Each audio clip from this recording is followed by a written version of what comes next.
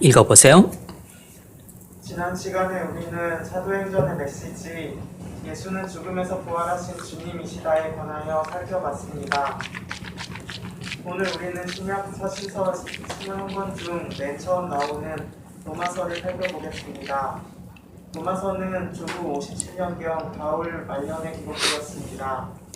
바울은 로마교회를 아직 방문하기 전에 이 편지를 썼습니다. 로마교회는 오순절 사건 때 회심한 유대인들이 로마로 돌아와 세웠을 것으로 추정됩니다. 로마서는 성경 66권 중에서 복음을 가장 체계적으로 제시하고 있습니다. 로마서는 이신칭이라는 한마디로 요약됩니다. 오늘 우리는 로마서의 메시지 이신칭에 관하여 공부하겠습니다. 네. 로마서에 대한 개관은 따로 하지 않겠습니다. 이미 로마서를 우리가 충분히 배우고 있기 때문에 로마서는 주후 57년경에 기록되었습니다. 사도 바울이 로마 교회를 세우지도 않았고 그리고 로마를 한 번도 방문해 본 적이 없는 상태에서 로마에 바울이 가고자 여러 번 시도했지만 좌절이 되었고 그곳 성도들이 고난을 겪는다는 소식을 듣고 그들을 돕기 위한 목적으로 이 편지를 쓰게 된 것이에요. 로마서는 신약의 21권 서신서 가운데에서 맨 처음 등장을 합니다. 바울 서신서 13권 가운데서도 맨 처음 등장하는 이유가 뭐겠습니까? 여러 가지로 설명할 수 있지만 그것은 모든 서신서 중에서 가장 대표적인 서신서이기 때문에 그런 것입니다. 모든 서신서 중에서도 가장 중요한 서신서라고 말할 수 있기 때문에 그런 것입니다. 로마서는 바울 서신서 가운데서도 가장 길고 가장 많이 인용이 되고 그리고 바울 서신서뿐만 아니라 모든 서신서들 가운데서도 맨 처음 나와 있어요. 그 가장 확실한 이유는 로마서보다도 더 복음을 명료하게 제시해주는 다른 성경이 없기 때문에 그런 것입니다. 로마서는 성경 66권 중에서도 가장 체계적으로 복음을 완벽하게 보여주는 성경이에요. 그런 측면에서 로마서는 성경 중에 성경이다. 이렇게 많은 믿음의 선진들이 많이 왔던 겁니다. 로마서의 중요성에 대해서는 많이 말이 왔기 때문에 더 이상 말하지 않겠습니다.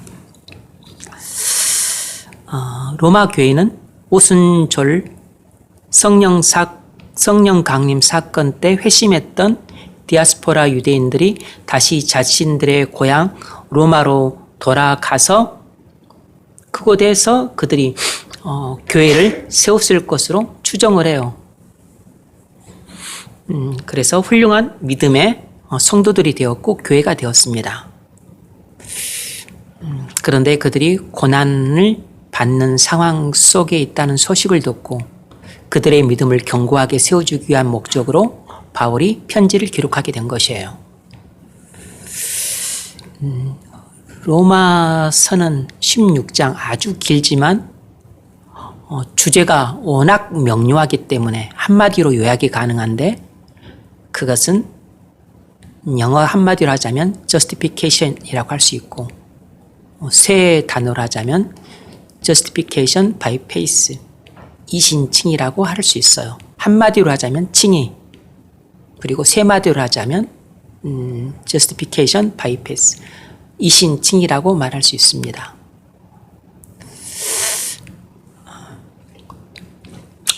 자, 첫 번째 문제 읽어보십시오. 로마서 1장부터 8장까지 읽으십시오. 로마서 전반부는 우리가 어떻게 하나님과 화목하게 될 수 있는가는 문제를 묻습니다. 우리는 죄인으로서 하나님으로부터 분리되었습니다. 사도 바울이 로마서에서 제기하는 첫 번째 질문은 이것입니다. 죄인들이 어떻게 하나님 보시기에 의롭다함을 얻을 수 있습니까? 네. 여기서는 우리가 다루는 예전 방식처럼 다루지 않고 로마서를 크게 1장부터 8장까지, 9장부터 16장까지 이렇게 전반부와 후반부로 나누어서 살펴보려고 합니다. 오늘은 전반부 8장까지, 다음 주는 9장부터 16장 후반부를 잠깐 살펴보려고 해요.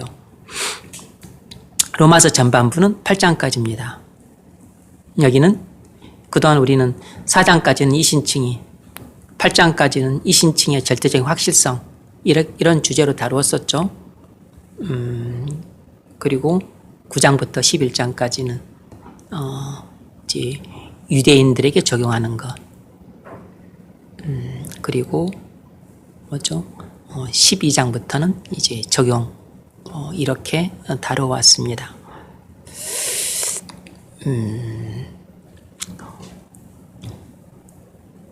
로마서 전반부를 포괄할 수 있는 한 가지 질문은 이것입니다. 죄인은 어떻게 하나님 앞에서 의롭다함을 받을 수 있는가? 이 질문으로 전반부를 포괄할 수 있어요. 그러니까 1장부터 8장까지는 죄인이 어떻게 하나님 보시기에 의롭다함을 받을 수 있는가? 라는 이 질문에 대한 대답으로 1장부터 8장까지를 기술하고 있다고 말할 수 있습니다. 어찌 보면 1장부터 4장까지가 대부분 그런 거죠. 그리고 5장부터 8장까지는 그 확신을 주기 위해서 이신칭의의 그 영광스러운 측면을 조명하고 있는 거죠.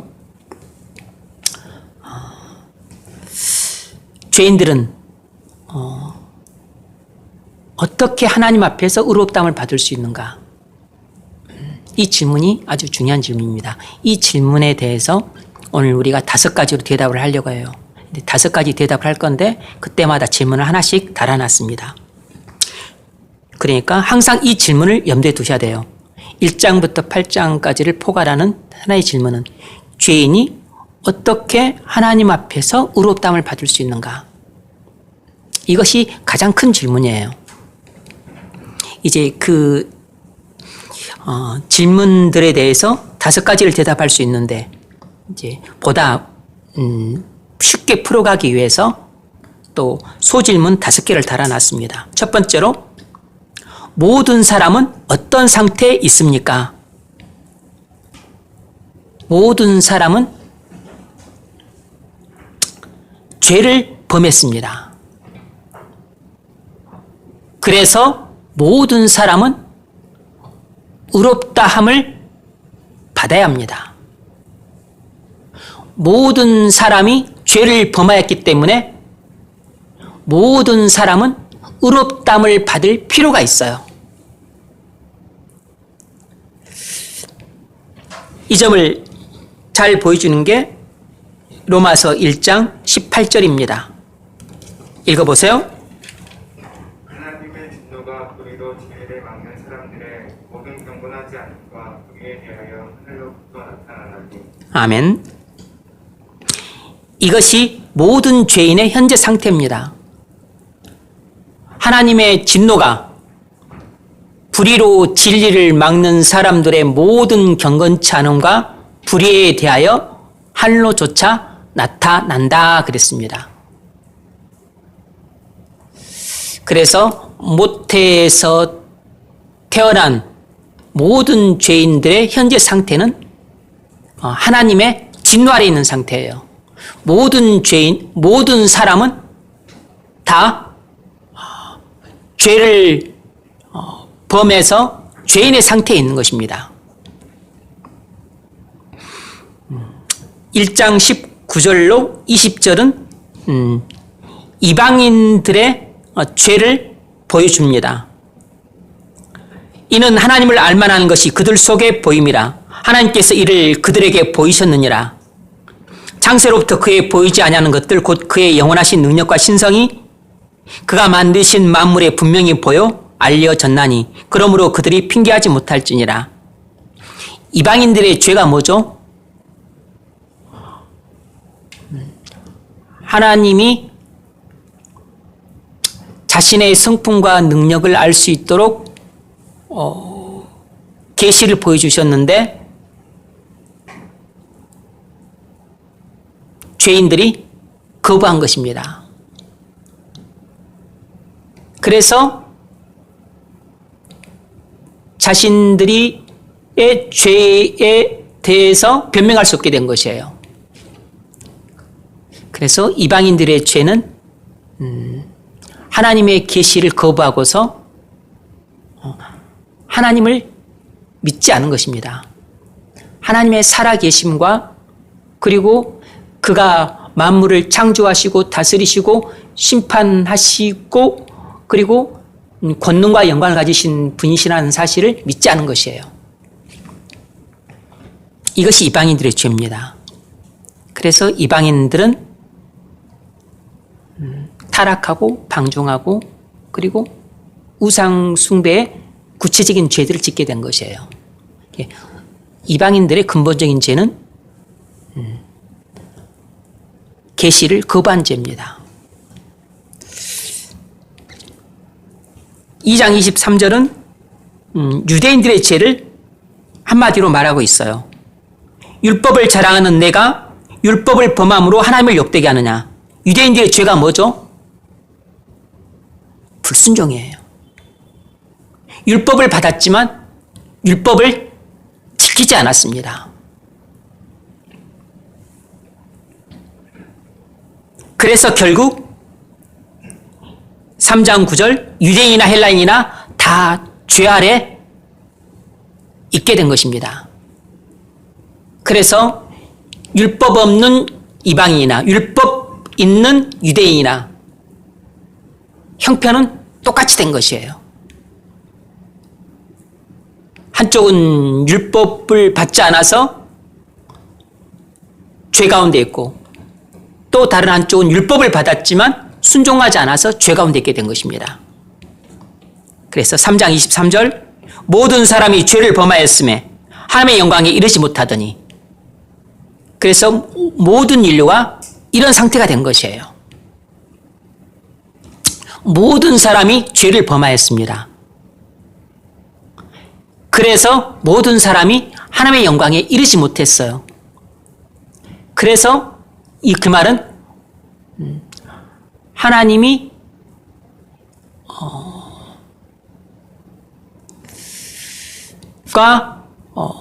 그 올바른 관계에 있지 못하게 됐다는 뜻입니다. 죄를 범함으로 하나님과 분리가 되었어요. 그래서 더 이상 하나님과 올바른 관계에 있지 못하게 된 것입니다. 그러면 하나님과 올바른 관계에 있으면 어떻게 해야 되죠? 하나님이 의로우신 분이시기 때문에 의를 가져야 되는 것입니다.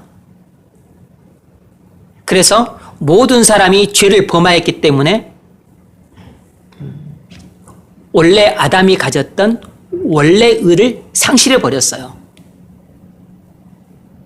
그래서 모든 사람은 의로워질 필요가 있는 것입니다. 그것이 하나님과 올바른 관계예요.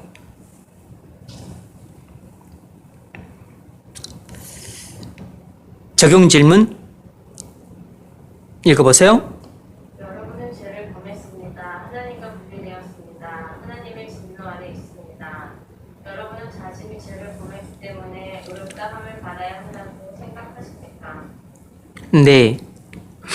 우리는 죄를 범했습니다. 그래서 하나님과 분리되었어요. 그래서 하나님의 영광에 이르지 못하게 된 것입니다. 하나님이 원래 우리에게 주셨던 원래 의를 상실해 버렸기 때문에 하나님이 우리가 하나님과 함께 거하려면 하나님이 요구하시는 그 의의 기준에 맞아야 되는데 거기에 이르지 못하게 된 것이에요. 그래서 하나님의 진노 아래로 떨어지게 된 것입니다. 그러면 이 하나님의 진노 아래에서 벗어나고 다시 그 하나님과 함께하는 그 생명의 삶을 살려면 의를 얻어야 돼요. 의를. 이것은 정의가 아닙니다. 이건 공의가 아니에요. 의라고 하는 것은 하나님이 우리를 받아들일 수 있는 그 상태를 말하는 것이에요.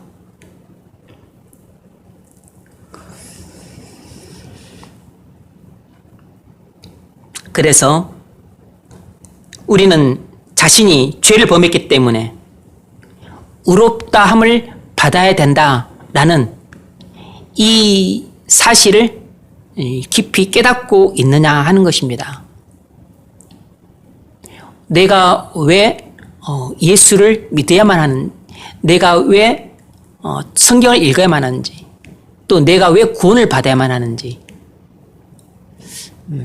그것을 좀 논리적으로 생각해 볼 필요가 있습니다. 두 번째 질문. 그러면 죄인들이 어떻게 의롭다함을 받을 수 있겠습니까? 모든 사람이 죄를 범했기 때문에 다 죄인이 되었어요. 그렇다면 모든 죄인이 어떻게 의롭다함을 받을 수 있겠습니까? 죄인은 행위로는 의롭다함을 받을 수 없습니다. 죄인은 자신의 행위로는 의롭다함을 받을 수 없어요. 3장 20절이 그 점을 잘 말해줍니다. 읽어보세요.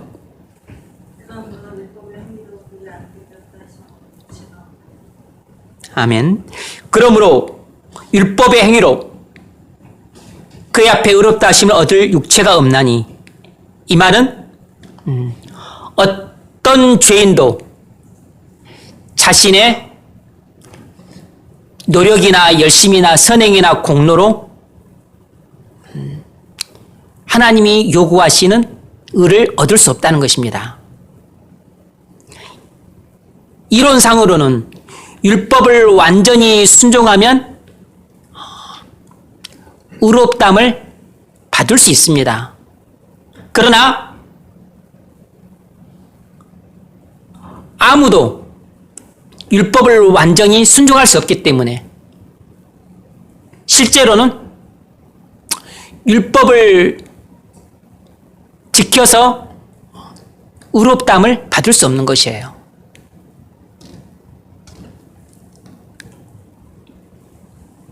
그런데 온 세상은 행위로 의롭다함을 받을 수 없다는 이 사실을 전혀 모르고 있습니다. 그래서 온 세상 사람들이 다 헛수고를 하고 있어요. 시장바닥에서 70평생 좌판하면서 벌었던 돈, 이제 죽음도 가까우고 뭔가 좋은 일을 해야 되겠다. 이제 또 사후에 내가 어찌 될지도 모르니까 사후 세계도 두렵고, 그래서 나름대로 의미 있게 생을 마감하고자 그런 돈을 장학재단에 기부를 하는 경우들이 있습니다. 선행이죠. 도덕적으로는 칭찬할 만한 훌륭한 행동입니다. 그런데 하나님 보시기에는 아무런 의미도 없는 행동들입니다. 그런 행위로는 의롭다함을 받을 수가 없어요. 그것은 구원의 길이 아닙니다. 세상 종교는 다 행위로 구원 얻을 수 있다고 가르쳐요. 그것이 뭐 불교나 또 회교나 힌두교나 다른 모든 종교의 공통적인 특징이에요. 행위 구원이 세상 종교의 특징입니다. 그래서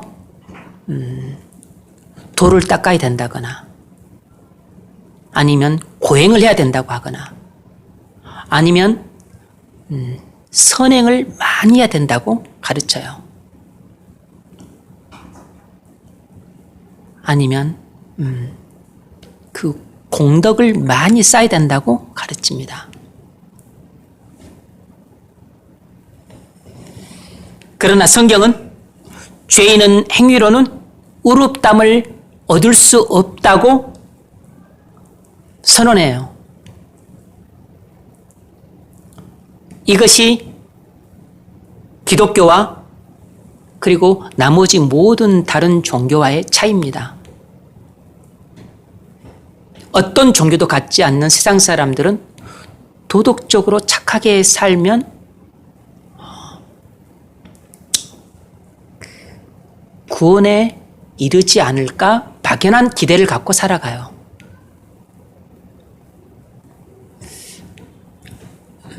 이것이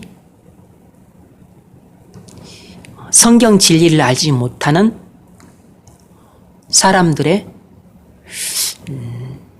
비참함입니다.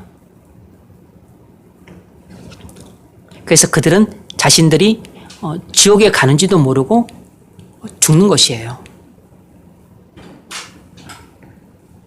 세 번째 문제. 그러면 죄인들이 행위로 의롭다함을 얻을 수 없다면 어떻게 의롭다함을 얻을 수 있습니까? 이게 중요한 문제죠. 모든 죄인들이 행위로 의롭다함을 얻을 수 없다면 도대체 어떻게 의롭다함을 얻을 수 있는가? 죄인들은 오직 믿음으로만 의롭다함을 얻을 수 있습니다. 오직 믿음으로만 의롭다함을 얻을 수 있어요.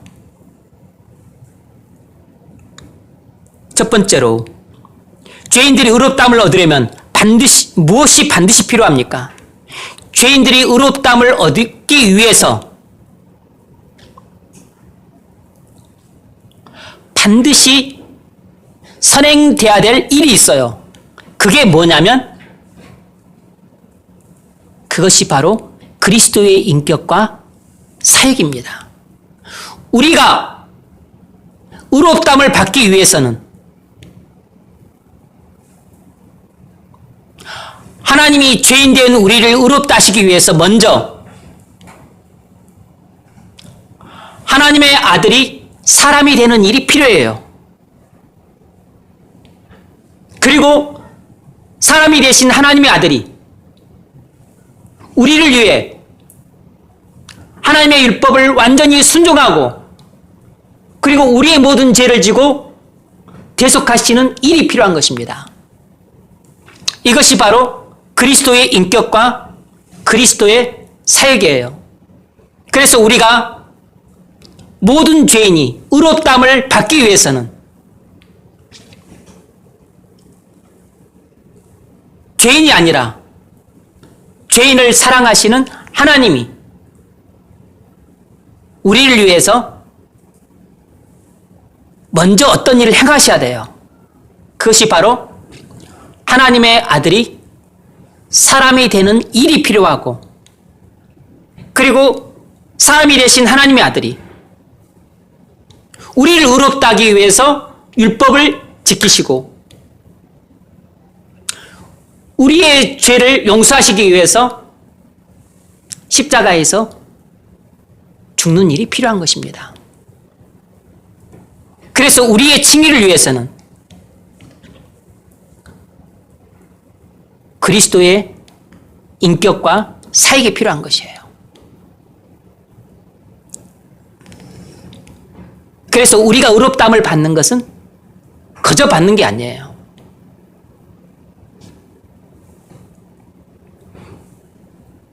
그것을 3장 24절이 이렇게 말합니다.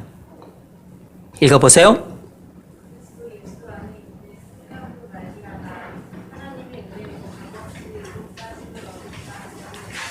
아멘. 그리스도 예수 안에 있는 속량으로 말미암아. 여기에 이미 다 나왔죠. 그리스도 예수, 이 말은 하나님의 아들이 사람이 되셨다. 그래서 그리스도는 사람이 되신 하나님의 아들이라는 것이고, 그리고 그 하나님의 사람이 되신 하나님의 아들이 우리의 모든 죄를 지고 십자가에서 죽으심으로 말미암아 비로소 우리가 의롭다함을 받을 수 있는 토대가 세워졌다는 것입니다. 그러니까 하나님의 아들이 사람이 되신 성육신이 없었거나 그가 율법을 지키시는 일이 없었거나 그가 십자가에서 대속하신 일이 없었다면 죄인된 우리는 절대로 의롭다함을 받을 수 없어요.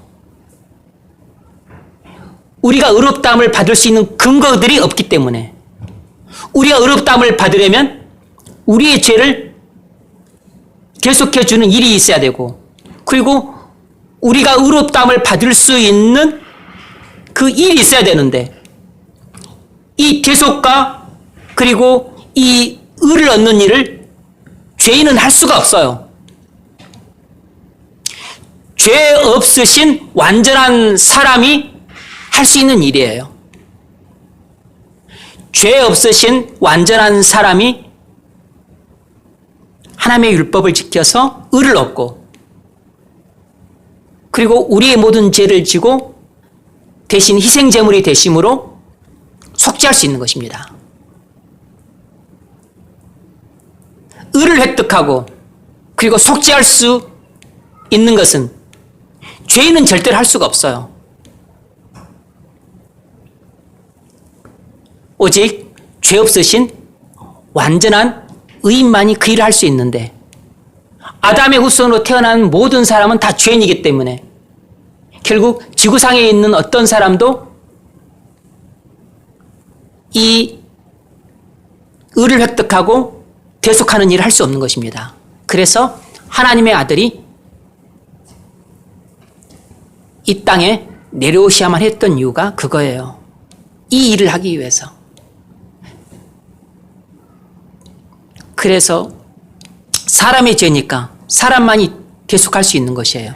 그래서 하나님의 아들이 사람이 되셔야만 했던 겁니다. 하나님이 사람이 되셔야만 했던 것은 바로 사람의 죄를 대속하고 그리고 사람을 의롭다 하기 위해서 하나님이 사람이 되셔야 했던 겁니다. 그래서 성육신이 필요했던 거고, 성육신 하신 하나님이 사람이 되셔서 의를 획득하시고 그리고 우리의 죄를 속죄하셨던 것이에요. 그래서 이 그리스도의 인격과 사역이 필요한 것입니다.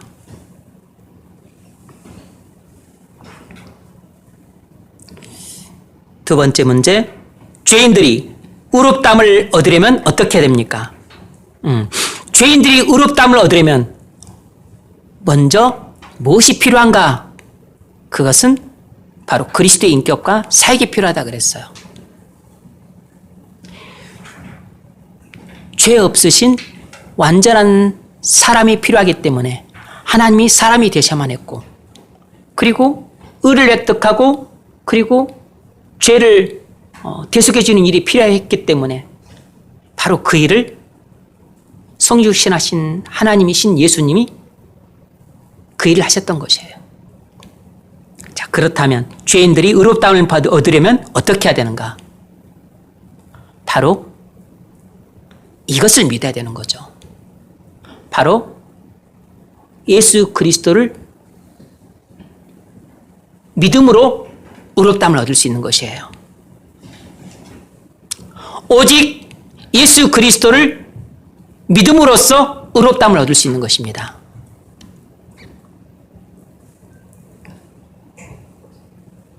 하나님의 아들이 사람이 되셔서 그리고 그 그리스도가 나를 구원하기 위해 하나님의 모든 율법을 지키심으로 의를 얻으시고 그리고 나의 모든 죄를 지고 대속하셨다는 이 사실을 믿음으로써 우리는 의롭다함을 받아요.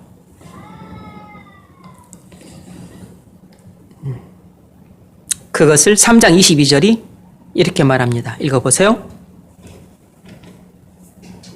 3장 22절 곧 예수 그리스도를 믿음으로 말미암아 모든 믿는 자에게 미치는 하나님의 의니 차별이 없다. 아멘. 예수 그리스도를 믿음으로 말미암아 모든 믿는 자에게 미치는 하나님의 은희. 예수 그리스도를 믿는 모든 자에게는 하나님의 의가 주어진다는 것입니다. 예수 그리스도를 믿는 모든 자에게 하나님의 의가 주어진다는 것이에요. 그러니까 다시 말하면 모든 사람은 예수 그리스도를 믿음으로써 의롭다함을 얻는다는 것입니다. 성경 구절이 명료한 교리적인 진술로 쓰여져 있지 않아요. 그냥 서간체이기 때문에 일상적인 문체로 기록을 해 놓은 것입니다.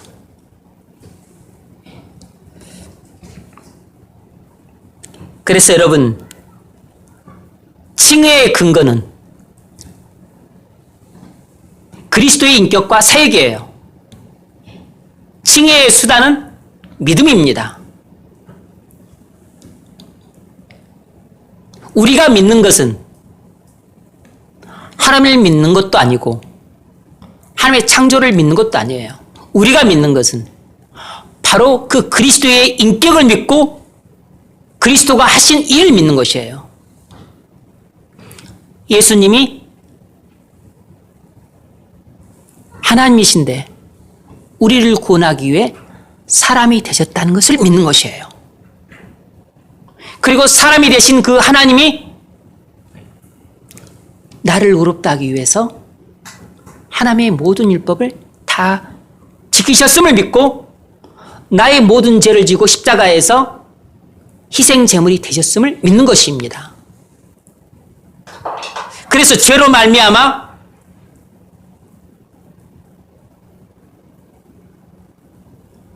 하나님과 나 사이에 그 원수 된 것을 되어서 하나님의 원수 되었는데 그 하나님의 진노를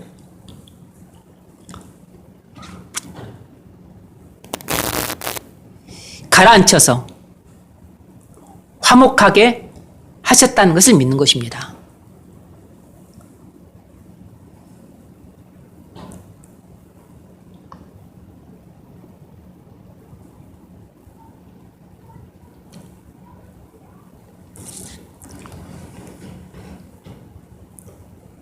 (3장 28절) 읽으세요.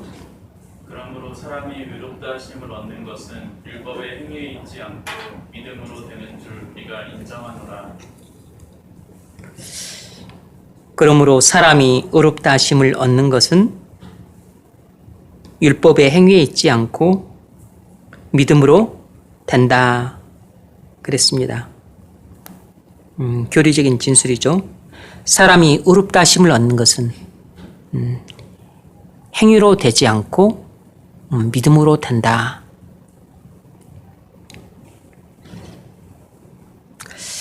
(5장 1절) 상반절 읽으세요.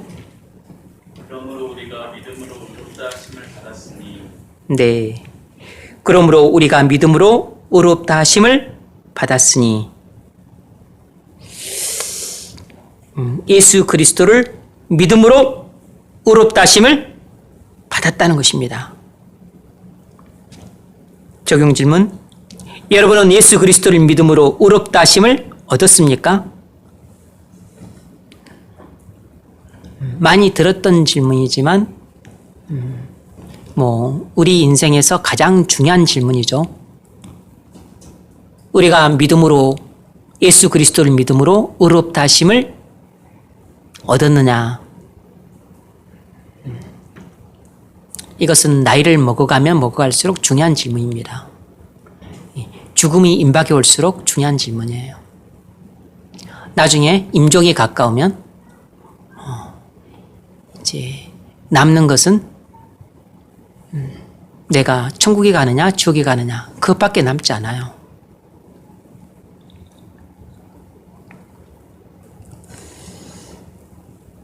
네 번째 질문. 누가 의롭다 하심을 얻을 수 있습니까? 모든 죄인입니다. 모든 죄인이 의롭다 하심을 얻을 수 있어요. 그 점도 3장 22절이 잘 보여줍니다. 예수 그리스도를 믿음으로 말미암아 모든 믿는 자에게 미치는 하나님의 은이 차별이 없느니라. 차별이 없다는 말은 유대인이나 이방인이나 차별이 없다는 거죠. 남자나 여자나 차별이 없다는 거죠. 존귀한 자나 비천한 자나 차별이 없다는 것입니다. 자유인이나 종이나 차별이 없다는 것이에요. 예수 그리스도를 믿는 사람은 모두가 다 하나님의 의를 얻는다는 것입니다. 그 점을 3장 30절도 잘 보여주죠. 할례자도 믿음으로 말미암아 또는 무할례자도 믿음으로 말미암아 의롭다 하실 하나님은 한 분이시니라.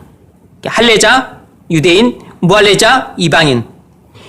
유대인도 오직 예수 그리스도를 믿음으로만 의롭다함을 받고, 이방인들도 예수 그리스도를 오직 믿음으로만 의롭다함을 받는다는 것입니다.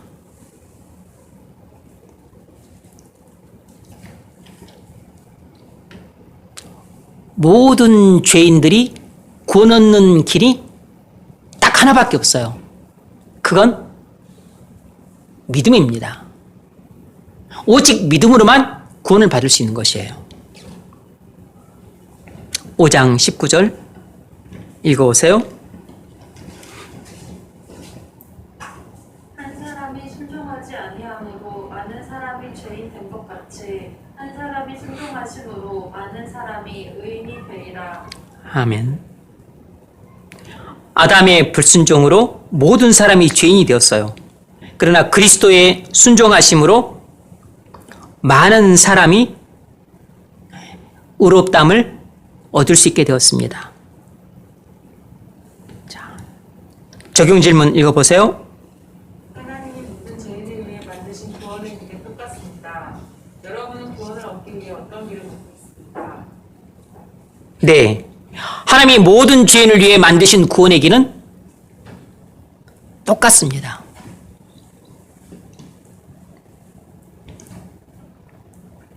옛날 사람을 위한 구원의 길이 따로 있고 오늘날 사람을 위한 구원의 길이 따로 있는 게 아니에요. 부자를 위한 구원의 길이 따로 있고 가난한 자를 위한 구원의 길이 따로 있는 게 아닙니다. 모든 죄인을 위한 구원의 길은 다 똑같아요. 그 구원의 길이 뭐죠?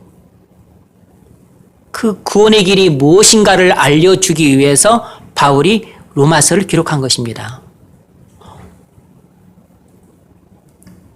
하나님의 진노가 불의로 진리를 막는 사람들의 모든 경건치 않음과 불의에 대하여 할로조차 나타난다. 그래서 모든 죄인들은 하나님의 진노 아래에 있음을 선언해요. 이방인도 하나님의 진노 아래에 있고 유대인도 하나님의 진노 아래에 있고, 그래서 유대인이나 이방인이나 다 하나님의 진노 아래에 있다. 그래서 하나님의 진노를 피할 수 있는 길이 뭐냐? 그건 율법을 지키는 것 갖고는 안 된다. 그건 뭐냐? 오직 예수 그리스도를 믿음으로만 의롭다함을 받을 수 있다.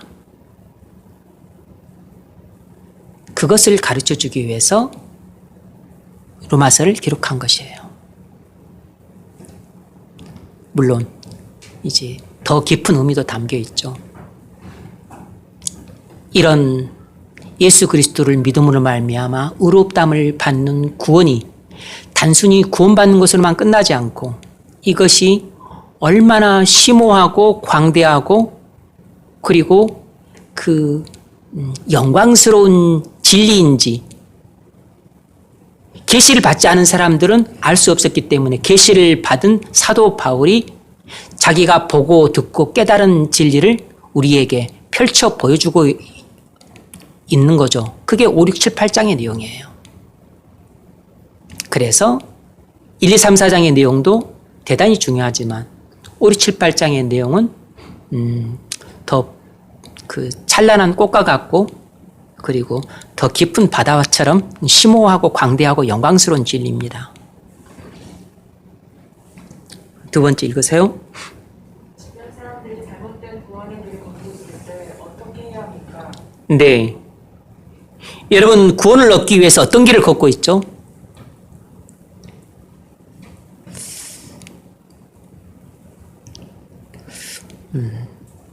여러분, 구원의 길은 하나밖에 없습니다. 여러분, 구원을 얻기 위해서 어떤 길을 걷고 있습니까? 확실히 구원의 길을 걸어서 예수 그리스도를 믿음으로 의롭다함을 받아야 비로소 여러분은 그때부터 이제 자신의 그 생명을 풍성하게 하면 살아갈 뿐만 아니라 비로소 그때부터 남을 도울 수 있는 자리에 설 수 있는 것이에요. 아직 구원의 문으로 들어가지 못한 사람은 다른 사람을 도울 여력이 사실상 없어요. 자기 코가 석자인데 어떻게 남의 코를 닦아줄 여력이 있겠어요. 그래서 미안하지만 아직 구원의 문을 들어가지 못한 사람들은 아직은 아주 어린아이와 같은 것입니다.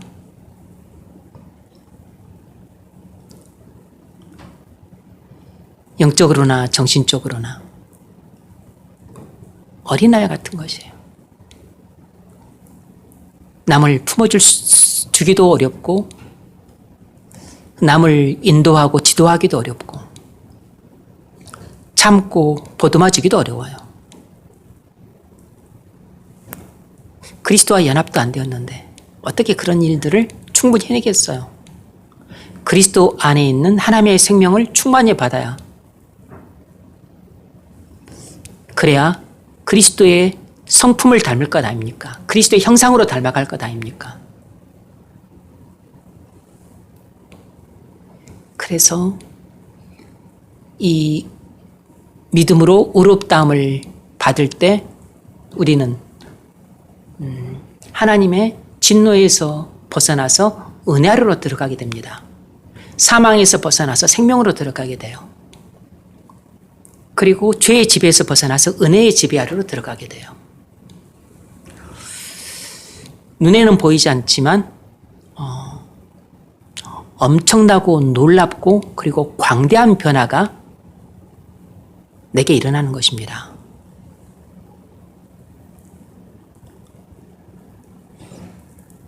그래서 아무리 사회적인 지위가 높고 아무리 학력이 높고 아무리 성품이 좋아도 그런 것으로는 그리스도인으로서의 그 변화를 대신할 수가 없어요. 그래서 많은 아직 이 기독교 진리를 충분히 이해하지 못하게 되면 교회를 오랫동안 다녀도 많은 사람들이 이제 그냥 지나가는 말로 이렇게 말합니다. 결혼할 때는 성품이 좋은 배우자를 만나야 돼. 다른 걸 안 보더라도 돈 같은 거 안 보더라도 사람 성품은 봐야 돼. 그게 무슨 의미로 하는지 그 속도까지 정확히 들어봐야겠지만 절반은 맞고 절반은 틀린 말이에요. 교회 안 다녀도 성품 좋은 사람 많습니다. 그리고 의롭다함 받지 않아도 타고난 성품 좋은 사람 많이 있어요. 그러니까 그런 말은 맞는 말이 아닙니다. 진리가 아닌데 그것이 꼭 맞는 말처럼 많은 분들이 그렇게 말씀을 하세요. 자기 경험담인 거죠. 주변 사람들이 잘못된 구원의 길을 걷고 있을 때 어떻게 해야 되죠? 그건 사망의 길이라고 분명히 알려줘야 됩니다. 그건 멸망의 길이라고 분명히 말해줘야 돼요. 그리고 그들을 품고 기도를 해야죠. 그런 불쌍히 여기는 마음이 생겨야 기도를 하고 또 그렇게 사랑하는 마음이 있어야 그들에게 전도도 합니다. 불쌍히 여기는 마음도 없고 사랑하는 마음도 없으면 기도도 안 하고 품지도 않고 그리고 그들에게 전도하지도 않죠. 전도하는 사람은 영적으로 거인입니다. 거인. 왜냐하면 사람을 품고 있으니까. 후배들을 품든 친구들을 품든 직장 동료들을 품든 가족들을 품든 다 그냥 불쌍히 여기는 마음으로 다 품어주는 것이에요.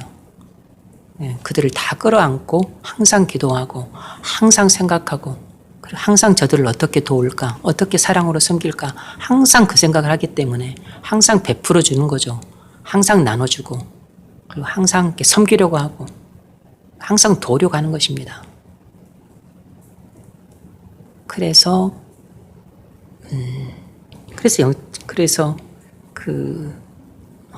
영적으로 성숙한 사람들이 인격적으로도 성숙한 거죠.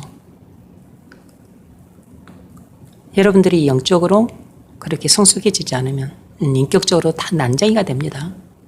난장이가 되면 여러분 어디서도 별로 쓸모가 없어요. 집에서도 그렇고 직장에서도 그렇고 어디 가서도 그래요. 자기밖에 모르니까. 여러분 학력 높고 머리 좋고 그런 거 가지고 안 됩니다. 5번째. 그러면 믿음으로 의롭다함을 얻은 사람은 어떻게 삽니까? 믿음으로 의롭다함을 얻은 사람은 어떻게 사는가? 믿음으로 의롭다함을 얻은 사람은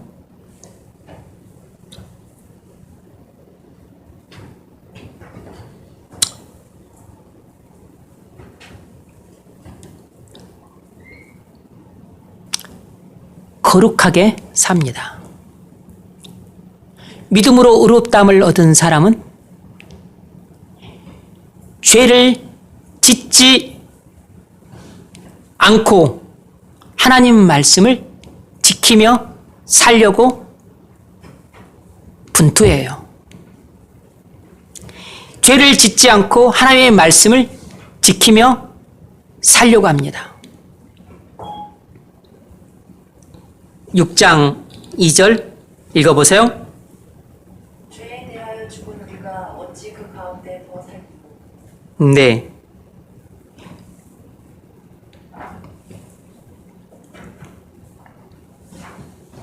이것을 믿기 전처럼 죄 가운데 사는 것을 단호하게 거부합니다. 그것을 창피하게 여겨요. 부끄럽게 여깁니다. 왜냐하면 이미 죄를 미워하는 마음이 생겼고 죄를 부끄러워하는 마음이 생겼기 때문에 다시 예전처럼 그렇게 죄 가운데 사는 것을 즐거워하지 않아요. 그래서 죄를 끊고 돌아서는 것입니다. 믿음으로 의롭다함을 받은 사람은 그래서 예전처럼 방탕하게 살지 않고 하나님의 율법을 무시하고 멋대로 살지 않아요. 그런데 이 믿음으로 의롭다함을 받는다는 이 이신칭의 교리를 잘못 이해한 많은 사람들이 나는 믿음으로 의롭다함을 받았기 때문에 이제 나는 어떻게 살아도 괜찮다. 나는 이미 구원을 받았기 때문에 한 번 받은 구원은 영원하기 때문에 나는 죄를 지어도 지옥에 안 간다. 다시 회개하면 용서해 준다. 이렇게 생각하고서 무율법주의적으로 살아가는 사람들이 있습니다.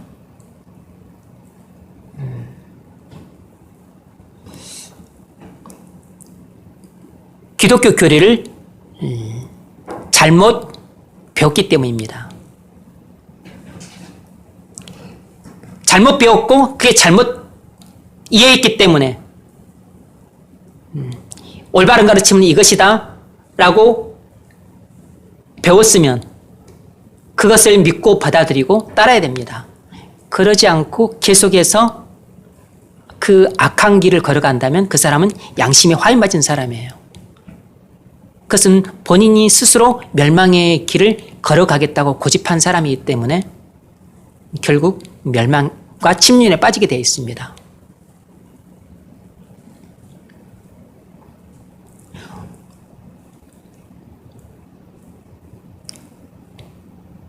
무율법주의자처럼 사는 사람은 믿음으로 의롭다함을 받은 사람이 절대로 아니에요.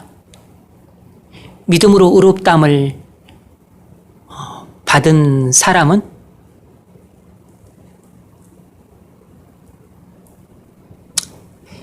그 이신층의는 우리에게 어떤 변화를 가져오지 않아요. 그것은 법정적인 선언에 불과한 것입니다. 그러나 믿음으로 의롭다함을 받았을 때 이미 우리 내면에는 중생의 변화가 일어났어요. 이미 회심의 변화가 일어났다고. 그러니까 믿음으로 의롭다함을 받은 상태에 있는 사람은 이미 존재의 변화가 뚜렷하게 일어난 사람이에요. 그것을 잘 보여주는 것이 로마서 6장 12절이에요. 11절. 11절부터 읽어보세요. 14절까지. 이와 같이 너희도 너희 자신을 죄에 대하여는 죽은 자요 그리스도 예수 안에서 하나님께 대하여는 살아있는 자로 여길지어다. 네. 이것은 그렇게 여기라 명령인데 실제 우리 존재에 이런 변화가 일어난 것입니다. 죄에 대해서는 죽었고 하나님에 대해서는 살아난 것이에요.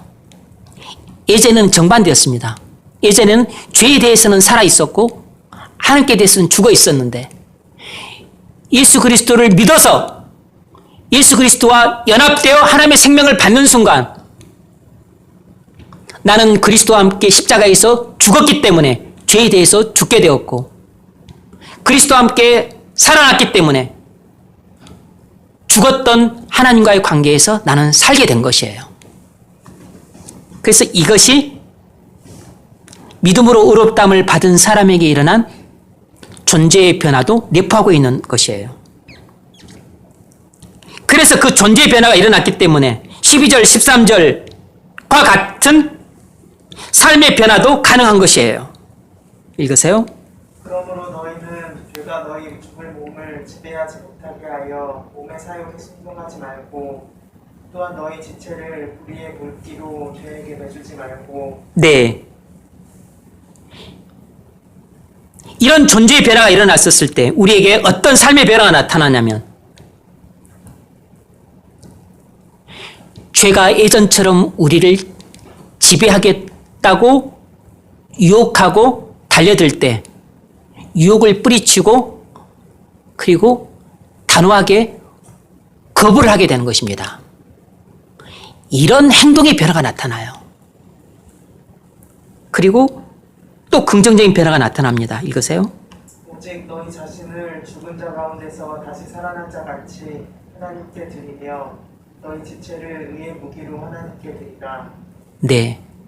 하나님 말씀에 순종하는 변화가 일어나요. 성령께서 우리에게 감동하실 때 그 감동에 따라서 내가 순종하는 예전에 없던 변화가 일어난다고. 이런 삶의 변화가 일어날 수 있는 것은 먼저 나의 존재의 변화가 일어났기 때문에 그런 것이에요. 그래서 내가 믿음으로 의롭다함을 받은 사람인가 하는 것을 어떻게 알 수 있냐면 나의 존재의 변화가 일어났는가, 그래서 나의 삶의 변화도 일어났는가 하는 것을, 이런 증거들이 있을 때 내가 이신칭의 믿음을 가진 사람이라는 것을 알 수 있어요. 그런데 나가 믿음으로 의롭다함을 받았다고 해놓고 방탕하게 살아도 죄책감도 없고 무위법주의자처럼 살면서도 자기는 구원을 받았다고 입으로 떠들고 그리고 그렇게 사는 것을 부끄러워하지도 않는다면 이것은 믿음으로 의롭다함을 받은 사람이 아닌 것입니다. 그냥 예수 그리스도를 믿는다고 입으로 말만 하는 사람인 거죠.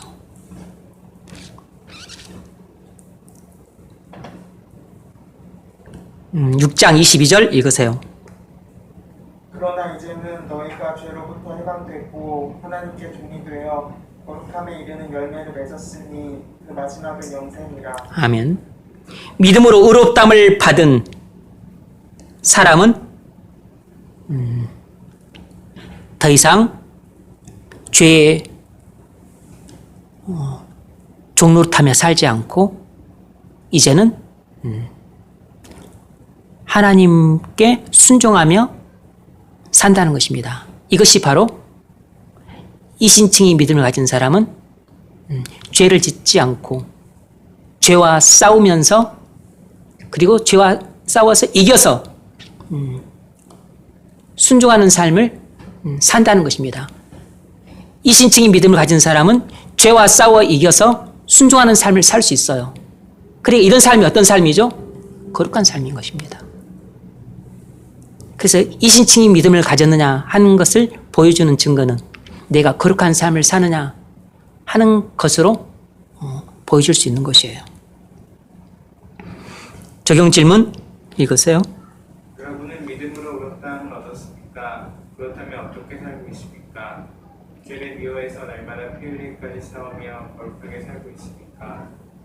만일 여러분이 이렇게 살고 있다면 여러분은 믿음으로 의롭다함을 받은 사람이라고 말할 수 있습니다.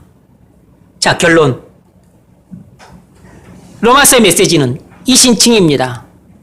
Justification by faith예요. 오직 믿음으로 의롭다함을 받는다는 것입니다.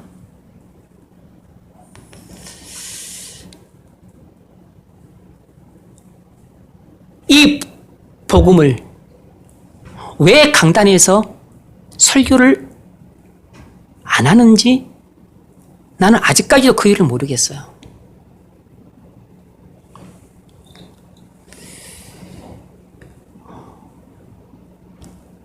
놀랍게도 강단에서 이신칭의를 전하지 않습니다. 다른 은혜로운 가르침들은 많이 전하는데, 은혜로운 설교들이 차고 넘치긴 하는데 이신칭의를 전하지는 않아요. 기가 막힐 노릇입니다. 그러니까 복음을 들을 수가 없어요. 하나님께서 모든 죄인을 위해 준비하신 구원의 길은 오직 하나뿐이에요. 하나님의 아들이신 예수님이 율법을 지켜 의를 획득하시고, 그리고 십자가에서 나의 모든 죄를 대속하셨다 라는 것을 믿는 것입니다. 이것을 간단히 말하면 주 예수 그리스도를 믿는 것이 유일한 구원의 길이에요. 그래서 우리는 오직 예수 그리스도를 믿음으로만 의롭다함을 받을 수 있는 것입니다. 다른 구원의 길은 없어요. 천하 인간의 구원을 얻을 만한 다른 이름을 우리에게 주신 일이 없다 그랬습니다. 오직 예수님이 하나님의 아들이심과 그리고 그의 십자가의 죽으심을 믿음으로만 구원받을 수 있습니다. 이것이 하나님이 모든 죄인을 위해 준비하신 구원의 길이에요. 그래서 구원의 길은 예나 지금이나 똑같은 것입니다. 그래서 모든 사람은 이 믿음으로 구원받을 수 있어요. 그래서 모든 사람에게 구원의 문은 활짝 열려 있습니다. 여러분에게도 구원의 문은 활짝 열려 있어요. 여러분이 구원을 못 받는 것은 여러분이 믿기를 겁하기 때문이에요. 그러므로 지금 마음의 빗장을 풀고 예수님이 하나님이심을 믿으십시오. 그리고 하나님이신 예수님이 나를 의롭다게 하기 위해 율법을 다 지키시고 나의 죄를 용서하시기 위해 십자가에서 나의 모든 죄를 대신 속량하셨음을 믿으십시오. 그 믿음으로 여러분은 모든 죄를 사함받고 의롭다함 받습니다. 이것이 하나님이 우리를 위해 준비하신 구원의 길이에요. 구원의 문이 활짝 열렸기 때문에 여러분이 믿음으로 그 구원의 문을 박차고 들어갈 수 있기를 주의 이름으로 축원합니다.